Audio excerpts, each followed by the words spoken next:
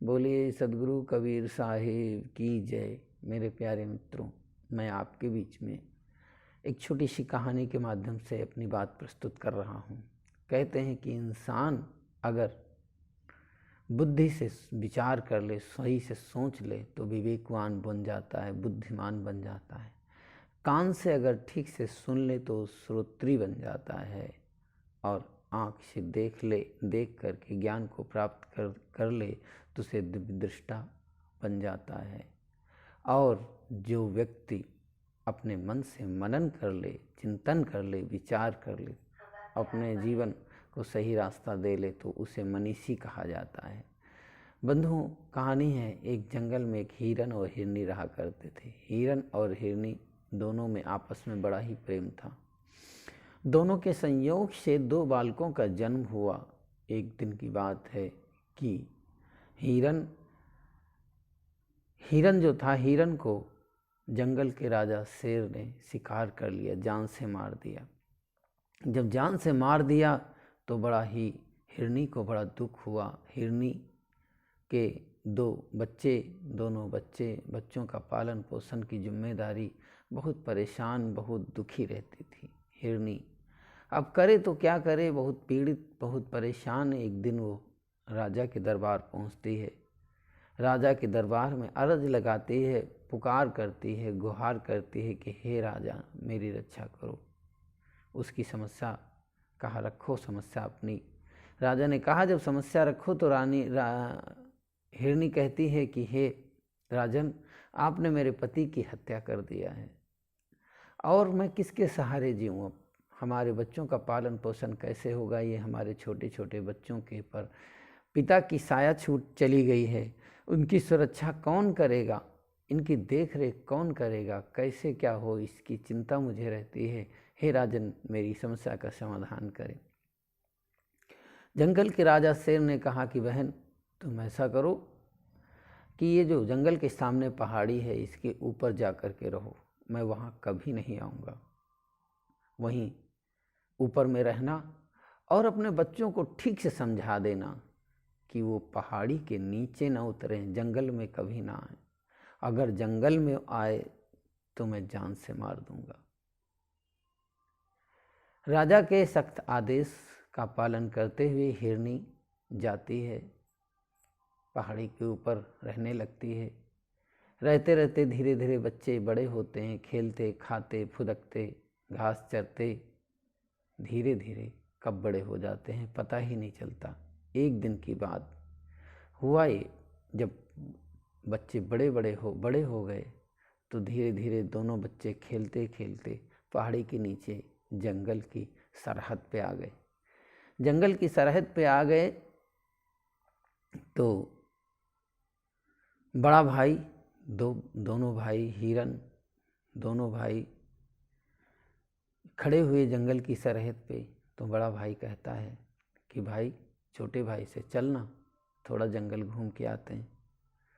तो कहता है छोटा भाई कि माँ ने कहा है कि जंगल जाना ठीक नहीं है, मना किया है। वहाँ पर शेर रहता है, बड़े बड़े दांत हैं उसके, बड़े बड़े नाखून हैं, एक ही झपट में हमको दबोच लेगा, मार देगा जान से, इसलिए वहाँ जाना ठीक नहीं है। बड़ा भाई तर्क देता है, कहता है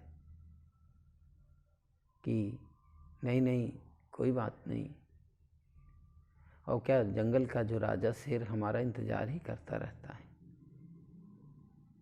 और जो बीच की बात, हिरनी अपने बच्चों को रोज़ मित्रों ये पढ़ाती थी कि बेटा, जंगल, नीचे जंगल है, जंगल में कभी मत जाना, वहाँ शेर रहता है, वो तुमको जान से मार देगा, इसलिए जंगल में मत जाना, ऊपर ही पहाड़ी पे चरना, खाना, खेलना, कूदना। तो छोटा भाई अपनी माँ की बात को याद दिलाता है, कहता है वहाँ जाना ठीक नहीं है। तो तर्क देता है, कहता है कि वहाँ जाना, वहाँ क्या हर समय शेर हमारा ही इंतज़ार करता रहता है, जान से हमको ही मारने के लिए तैयार रहता है। कहा ठीक है, लेकिन माँ का आदेश है, माँ के आदेश का पालन करना चाहिए। उसने कहा ठीक है, माँ ने कहा है, माँ के आदेश का हम पालन करेंगे, लेकिन थोड़ा चलना है, ज़्यादा नहीं, थोड़ा सा, ज़्यादा नहीं, थोड़ा सा। थोड़े थोड़े, कबीर साहब कहते हैं थोड़े थोड़े थिर हो भाई, थोड़े थोड़े अच्छे रास्ते पर चलते रहोगे तो अच्छाई के शिखर पर पहुंच जाओगे। अगर आप थोड़े थोड़े नीचे पतन के मार्ग पर चले जाओगे, दुर्बुद्धि और कुबुद्धि के मार्ग पर चलते जाओगे तो तुम्हारा पतन हो जाएगा, क्योंकि पतन का कोई अंत नहीं है। समंदर की गहराई कितनी है पता नहीं, कितनी गहराई में चले जाओ, नीचे जाने के लिए मेहनत नहीं लगती, ऊपर चढ़ने के लिए मेहनत लगती है। बंधु, क्या हुआ? तर्क देता है कि अरे थोड़ा सा जाएंगे, हम भी अपने जीवन में थोड़ी सी गलती करते हैं और उसका परिणाम बहुत बुरा आता है, बहुत बड़ा आता है। क्या किया? आपस में दोनों भाइयों में बहुत देर तक बहस होती रही, लेकिन बड़ा भाई जिद करके नहीं माना। जब नहीं माना तो कहा ठीक है, कहा ऐसा करो, तुम यहीं इंतज़ार करो। बड़े भाई ने कहा तुम यहीं इंतज़ार करो, मैं यूं गया और यूं आया। बड़ा भाई जंगल में प्रवेश करता है। जो ही जंगल में प्रवेश करता है त्यों ही शेर ने उसे दबोच लिया, जान से मार दिया। जान से मार दिया, कहा कि जान से मार दिया। मारने के बाद जो ही खड़ा हुआ त्यों ही एक दूसरा जानवर उसके बगल से निकल गया। अब सामने शिकार छूटा पड़ा है, अब कैसे जाए तो जाए कैसे? तब तक सियार दिखाई पड़ा। सियार को बोला, है सियार इधर आ। अब जंगल के राजा शेर के आदेश का कौन पालन नहीं करेगा बंधुओं। उसने क्या किया कि कहा सरकार, कहा इसकी रक्षा कर तू, इसकी देख रेख कर और ध्यान रखना इसमें एक परिंदा पर न मारने पाए। अगर जरा से भी इसमें कोई कमी हुई तो समझ लेना तेरी खैर नहीं। सियार को बैठा करके शेर चल देता है। जब चलता है आगे जा कर के, जब आगे जाता है तो जो उसको छूते हुए जानवर गया था, तब तो उसको मारने के लिए पीछा करता है। तब तक 3 दिन का भूखा हुआ सियार सामने शिकार पड़ा हुआ, मरा हुआ हिरन पड़ा है, ताज़ा मांस है, करे तो क्या करे? मुंह से लार बहने लगी, मुंह में पानी आने लगा, करे तो क्या करे? बहुत परेशान उसने। और एक तरफ डर है शेर का कि अगर जरा सा भी मैंने कुछ गड़बड़ किया तो शेर मुझे जान से मार देगा। उसने कहा कि अब करे तो क्या करे? उसने और तो कुछ नहीं किया, हिरन के कान खा लिए। कम से कम कुछ ना हो तो जलपान तो हो ही जाए। उसने हिरन के कान जल्दी जल्दी खाए और फिर मुंह पे जीभ फेरते हुए बैठ गया। उसके बाद लौट के शेर मार करके, शिकार करके जो उसे छूते हुए गया था मार के आया। कहा कि देखा शेर ने कि अरे सब कुछ ठीक है लेकिन कान नहीं है। तो शेर कहता, सियार इसके कान कहाँ गए? कान नहीं है। कहा सरकार इसके कान तो थे ही नहीं। बंधुओं, कहानी पीछे जाती है कि जब वो छोटा भाई इंतज़ार करते करते इंतज़ार करता है और इंतज़ार करते करते थक जाता है तो वापस हो जाता है और माँ से कहता है कि भाई जंगल में गए थे, मैंने बहुत समझाया लेकिन माने नहीं, अभी तक वापस नहीं आए। तो माँ कहती है कि बेटा अब वो कभी वापस नहीं आएगा। माँ कहती है कि अब वो कभी वापस नहीं आएगा बेटा। पुनः कहानी वापस वर्तमान में जुड़ती है। शेर कहता है कि इसके कान कहाँ गए? सियार से कहते हैं, वो कहता था ही इसके कान थे ही नहीं। वो क्या किया कि शेर हिरन को पीठ पे लादता है और लाद करके कहता है कि चलो मेरे साथ। कहा चलो।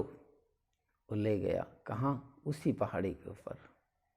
उसी पहाड़ी पर गया और कहा शेर ने कि हिरनी ने दूर से देखा कि शेर आ रहा है पीठ पर उसके लड़के को लादे हुए। तो हिरनी अपने छोटे बेटे से कहती, देख तेरा भाई, ओ देख तेरा भाई आ रहा है। आ तो रहा लेकिन जिंदा नहीं, मरा हुआ आ रहा। आगे आगे शेर ने कहा था, प्रमाण लेने के लिए कहा चल मेरे साथ सियार से। तो आगे आगे सियार को करता है और पीछे पीछे शेर पीठ पर, शेर के पीठ पर हिरन, और जो ही पहुंचता है आंगन में पटक देता है और शेर कड़क के पूछता है कि हिरनी, मैंने सुना है कि जंगल की हर हवा, हर परिंदा, हर पशु, हर प्राणी जानता है कि तू झूठ नहीं बोलती। ये बताइए तेरा बेटा है कि नहीं? कहा हाँ ये मेरा बेटा है। सच बताइए इसके कान थे कि नहीं थे? तो हिरनी कहती इसके कान नहीं थे। शेर उसको मरे हुए हिरन को उठाता है और जंगल चला जाता है, और सियार झाड़ियों से बचते हुए वो भी चला जाता है।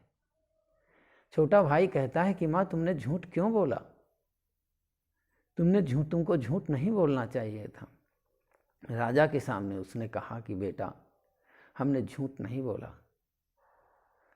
बेटा अगर इसके कान होते तो मैं इसे रोज समझाती थी कि बेटा जंगल मत जाना, जंगल मत जाना, जंगल मत जाना, लेकिन ये माना नहीं और जंगल चला गया। अगर इसके कान होते तो ये जंगल नहीं जाता। बंधुओं ये कान, ये जो आप देख रहे हैं चाम के खोल रही, ये चाम, ये कान नहीं है। कान वो है जो अंदर से जगा देते हैं, अंदर से उठा देते हैं, अंदर से जागृत कर देते हैं, अंदर से उत्साहित कर देते हैं, अंदर के सोए हुए उत्साह को जागृत कर देते हैं। बंधुओं हमें अंदर के कानों को खोलना है, मन के चक्षुओं को जागृत खोलना है, और बुद्धि के विचारों के कपट को खोलना है, कपाटों को खोलना है। तभी हमें दिव्य विज्ञान का अनुभव होगा, तभी हमें शांति की अनुभूति होगी। बस आपने मेरे विचारों को सुना, आपको बहुत बहुत धन्यवाद, बहुत बहुत साधुवाद।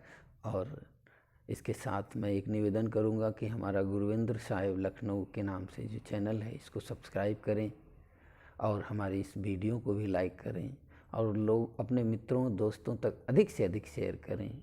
इसके लिए आपको बहुत बहुत धन्यवाद, साधुवाद। फिर मिलते हैं अगले वीडियो में। साहिब जिंदगी।